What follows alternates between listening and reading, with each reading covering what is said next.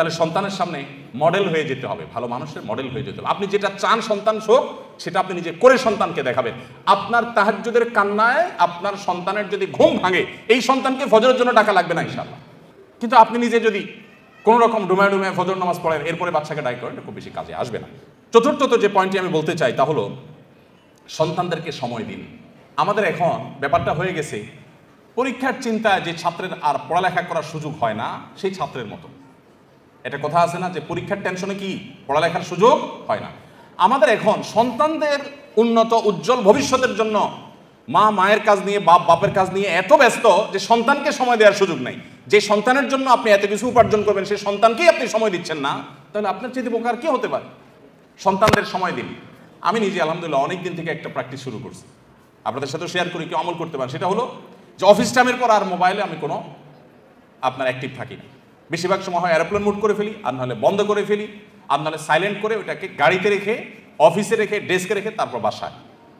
এবং পুরো সময়টা বাসা যতক্ষণ থাকা হবে ততক্ষণ ফ্যামিলিকে সময় দেওয়া হবে। এটাতে কিছু ক্ষতি হবে, প্রতিষ্ঠানের ক্ষতি হবে, অফিসের ক্ষতি হোক, তার চাইতে লাভ অনেক বেশি হবে।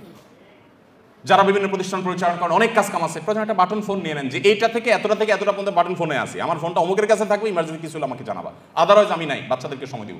বেশিরভাগ বাপ দেখবেন বাসায় ঢুকতে ঢুকতে মোবাইলে কথা বলতে, হ্যাঁ ভাই ঠিক আছে অমুক জায়গায় এতটা মাল পাঠায় দেন, এসব বলতে বলতে ঢুকে। কে দরজা খুলছে সেটাও বাপে দেখে না, আবার বাইরে হয়ে যাচ্ছে সকালে, তখন আবার মোবাইলে হ্যাঁ আসতেছি এই যে নামতেছি সিঁড়িতে, বলতে বলতে বাইর হয়। তো আপনি সারাক্ষণ আবার বাসায় যতক্ষণ আছে ততক্ষণ মোবাইল নিয়ে ব্যস্ত আছে, মাও ব্যস্ত, বাবাও ব্যস্ত। বাচ্চাদের যে কি অসহায়ত্ব এই সময়টাতে, আমি তো মনে করি এই সময়ে প্রোডাক্টিভিটির জন্য মোবাইল নিয়ন্ত্রণ করা ছাড়া কোনো দিন সম্ভব না আজকের বাস্তবতায়। আলহামদুলিল্লাহ আমরা এটা শুরু করে দিয়েছি এবং এর সুফলটা আমরা পাচ্ছি আল্লাহর রহমতে। আমি অনুরোধ করবো আপনারাও সেই সময়টা দিবেন। শুধুমাত্র সময় দেওয়া বলতে বাচ্চাদের সাথে গল্প করানো, সব দিক থেকে আপনি তাদের খেলার সাথী হবেন। আপনার বাচ্চা কার সাথে খেলতে গিয়ে নষ্ট হবে, আপনি সেটা কেন হতে দিবেন? আমি আমার বেশ কিছুদিন থেকে প্র্যাকটিসটা করি, তবে গত প্রায় মাসখানেক যাবৎ হবে বা তার সাথে কম বেশি হবে। এই সময় ধরে আমি আমার বাচ্চাদের সাথে নিয়মিত খেলাধুলা করার চেষ্টা করি। যদি আমি বাড়িতে থাকি তো খেলা মিস নাই বাচ্চাদের সাথে, প্রতিদিন 1 ঘন্টা মিনিমাম বাচ্চাদের সাথে খেলি প্রতিদিন। অন্য যত ব্যস্ততা থাকুক, সব ব্যস্ততার সাথে বড় ব্যস্ততা আমার সবচেয়ে বড় সম্পদ আমার বাচ্চারা। অতএব তাদের সাথে আমি খেলার সাথী হব। কোন বাচ্চার সাথে খেলতে গিয়ে সে নষ্ট হবে না হবে আমি সময় দেবো তাদেরকে, এবং তাদের গল্পগুলো আপনি শুনবেন, আপনি নিজে তাদেরকে গল্প বলবেন, তাদের পড়ালেখার সাথী হয়ে যাবেন, মেশার চেষ্টা। বেশিরভাগ বাবা মা সন্তানকে সময় দিতে চান না, টিচারের কাছে দিয়ে রাখেন, আপনার কাজের বুয়ার কাছে দিয়ে রাখেন, অমুকের কাছে দিয়ে রাখেন, তমুকের। মায়েরা তো আজকাল বাচ্চাদেরকে ভালো করে নাস্তাও দিতে রাজি না। আমরা যারা মাদ্রাসা চালাই আমরা জানি, টিফিন দিয়ে দিবেন কি অল টাইমের একটা প্যাকেট ধরাই দিবেন, রেডিমেড কিছু ধরাই দিবেন। আপনার বাচ্চাকে আপনি রেডিমেড এগুলো দিয়ে দিচ্ছেন, আপনি বুড়ো হন এই বাচ্চা আপনাকে বৃদ্ধাশ্রমে পাঠাবে, এরকম অল টাইম ধরাই দিবে। বাচ্চাকে হেলদি কিছু একটু রেডি করে দেন, ভালো কিছু একটু নিজে রান্না করে দেন। মায়েরা আজকাল অলস, ওই রেডিমেড কিছু দিয়া যেতে পারলে বাঁচে। বাপেরা অলস, বাচ্চাকে সময় দিতে রাজি না। সার পড়াক, আপনি নিজে আপনার বাচ্চাকে কদিন পড়ান। এই জন্য বাচ্চাদেরকে সময় দিবেন। সময় না দিলে বাচ্চারা কখনো মানুষ হওয়া এটা সম্ভব না। যত বাচ্চা মানুষ হয়েছে দেখবেন বাবা মা অনেক বেশি তাদেরকে সময় দিয়েছে। 5 নম্বর যে পয়েন্ট আমি বলতে চাই তা হলো হালাল উপার্জন আপনার বাচ্চাকে সৎ মানুষ হতে সাহায্য করবে। আপনি হারাম উপার্জন করবেন, 2 নম্বর কামাই করবেন, আর আশা করবেন যে আল্লাহ বেলগাছে তুমি তাল দিয়ে দাও মালিক মাবুদ।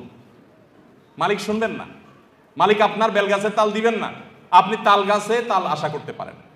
চুরিদারির টাকা, 2 নম্বরের টাকা, ঘুষের টাকা, দুর্নীতির টাকা দিয়া সন্তানরে মানুষ করবেন, বড় করবেন, এরপরে যায় হুজুর কাছে দিয়ে হুজুর এরে বড় আলেম, বড় হাফিজ, বুজুর্গ আল্লাহ বানায় দেন, সম্ভব না। এই জন্য হারাম উপার্জনের কুপ্রভাব সন্তানের উপর অনেক বেশি পড়ে। এই জন্য সন্তানকে মানুষের গড়ে তোলার জন্য হালাল খাবার খাওয়ান। মায়েরা আজকাল ছোট পোলাপানের পিছনে খাবার নিয়ে যে পরিমাণ দৌড়ায়, যে পরিমাণ পাগল পড়া থাকে, যেখানেই যাবেন মাদের দেখবেন একটাই পেরেশানি, সেটা হলো যে বাটি নিয়ে চামচ নিয়ে বাচ্চার পিছনে পিছনে গুড় করে। কেন? বাচ্চা খায় না।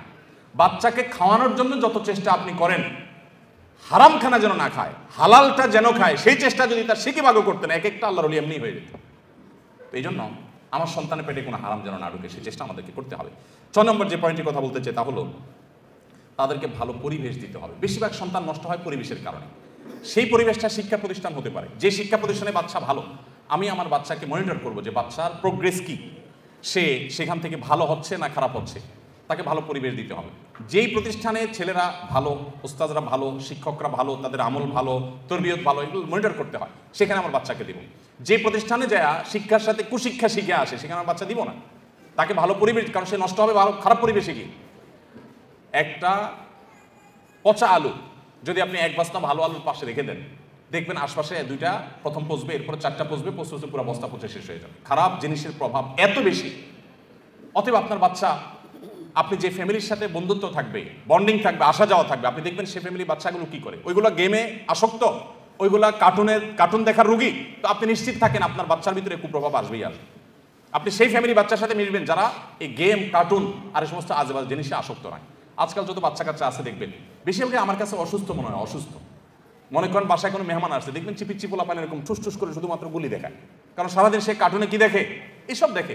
সব বাচ্চা দেখবেন, বেশিরভাগ বাচ্চা দেখবেন ক্রেজি হয়ে উঠতেছে, তাই না, খুব জেদি হয়ে উঠতেছে। মা বাবা আবার গর্ব করে বলে বাচ্চাটা অনেক রাগী, মানে মনে হচ্ছে যে উনি অনেক গর্ববোধ করতেছে এটার কারণে। বাচ্চা যে অসুস্থ এটা জানেই না। আমরা আমাদের শৈশবে যেসব বাচ্চা কাচ্চা দেখছি এখনো মনে পড়ে, আমাদের বয়সের যারা আছেন, আরো সিনিয়র যারা আছেন তারা জানেন, বাচ্চা বেশিরভাগ ওই যে ভেদা মাছের মতো চুপচাপ থাকে, এরকম বাচ্চাদেরকে বেশিরভাগ দেখা যেত। বেশি ক্ষুধা লেগে গেছে, ব্যথা পাইছে, একটু কামতো টানতো। আর এখন পোলাপান 1.5 বছর 1 বছর থেকে পোলাপান দেখা যায় এমন ক্রেজি যে চুন থেকে নুন করছে তো সব ভাঙচুর শুরু করে দেয়, তাই না?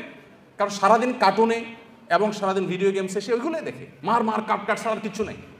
তো বাচ্চার মধ্যে এগুলোর খুব প্রভাব পড়ে। আপনার বাচ্চাকে ভালো মানুষ হিসেবে গড়ে তোলবার জন্য পরিবেশটা অনেক গুরুত্বপূর্ণ, যে সে কোন পরিবেশ পাচ্ছে। এই জন্য আপনি সেই ফ্যামিলির সাথে বন্ধুত্ব করবেন যে ফ্যামিলি বাচ্চা থেকে আপনার বাচ্চা ভালো কিছু শিখবে। আমি ব্যক্তিগতভাবে খুঁজে যে সেরকম ফ্যামিলি বাইর করি, মাশাআল্লাহ ফ্যামিলি বাচ্চারা খুব ভালো, বাপমাগুলো খুব ভালো, তাহলে তাদের বাসায় যেতে হবে, তাদেরকে বাসায় দাওয়াত দিয়ে আনতে হবে, তাদের সাথে সম্পর্ক তৈরি করতে হবে, তাহলে আমার বাচ্চারা ভালো কিছু শিখবে। এই চেষ্টা আপনার মধ্যে থাকতে হবে, তাদেরকে ভালো পরিবেশ দিতে হবে। 7 নম্বর এবং সর্বশেষ পয়েন্ট যেটি বলতে চাই তা হলো, বাচ্চাদেরকে বিশেষ করে তারা যখন একটু বড় হতে শিখবে, আল্লাহ ভীরু মুত্তাকি পরহেজগারদের সোহবতে, তাদের মজলিসে, তাদের বৈঠকে, তাদের দার্সে, তাদের প্রোগ্রামগুলোতে নিয়ে যাবেন, তাদের সাথে কথা বলাবেন। এগুলোর প্রভাব, ইতিবাচক প্রভাব বাচ্চার মধ্যে পড়ে। আল্লাহ তাআলা আমাদের সবাইকে সুসন্তানের বাবা মা হওয়ার তৌফিক দান করুন।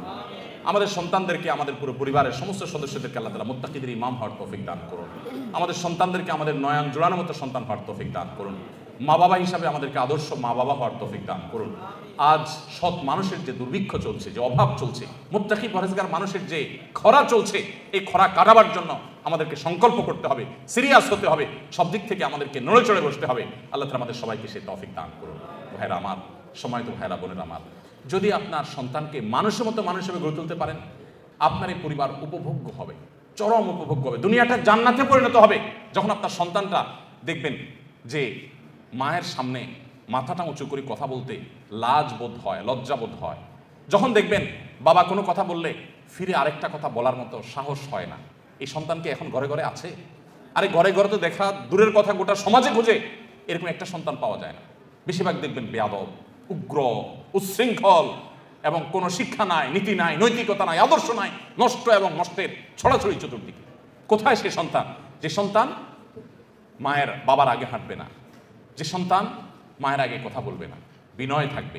এরকম সন্তান যদি থাকে, আপনার সন্তান অনেক বড় অফিসার না হোক, আপনার সন্তান অনেক পয়সা কামাই না করুক, অনেক বড় পদের অধিকারী না হোক, আপনার সন্তান যাই হোক না কেন, যদি এরকম সন্তান আপনাকে আল্লাহ তাআলা দেন, তো আপনি দেখবেন আপনার পরিবারটা, আপনার জীবনটা জান্নাতি জীবন হয়ে গেছে। আল্লাহ তাআলা আমাদের সবাইকে, আমাদের সন্তানদেরকে মুত্তাকি পরহেজগার ভালো মানুষ হিসেবে গড়ে তোলবার সংকল্প প্রতিটি ঘরে ঘরে করার তৌফিক দান করুন, এবং তার জন্য যা যা করণীয় আছে সেই করণীয়গুলো আল্লাহ তাআলা আমাদের সবাইকে করার তৌফিক দান করুন। মনে রাখবেন, সন্তান যদি অমানুষ হয় তার ডিসক্রেডিট আপনার, সন্তান যদি মানুষ হয় তার ক্রেডিটও আপনার। সন্তান ভালো কিছু হয়েছে সেটা যেরকম আপনার অর্জন, সন্তান খারাপ কিছু হয়েছে সেটা আপনারই ত্রুটি। অতএব সন্তানের মধ্যে কোনো ত্রুটি দেখলে চিন্তা করতে থাকুন, আমার ঘাপলাটা কোন জায়গায়, আমার ঝামেলাটা কোন জায়গায়, যার কারণে সন্তানের মধ্যে এই খারাপ দিকটা আমি দেখতে পাচ্ছি। আল্লাহ তাআলা আমাদের সবাইকে আদর্শ বাবা মা হওয়ার তৌফিক দান করুন। আমরা যদি আদর্শ বাবা মা হই তাহলে আমরা আদর্শ জেনারেশন পাবো, আদর্শ জেনারেশন যদি পাই তো আদর্শ দেশ এবং আদর্শ সমাজ গড়ে উঠবে। আল্লাহ আমাকে আপনাকে আমাদের সবাইকে সেগুলো করার তৌফিক দান করুন। জাযাকুমুল্লাহু খাইরা ওয়া আখিরু দাওয়ানা আলহামদুলিল্লাহি রাব্বিল আলামিন।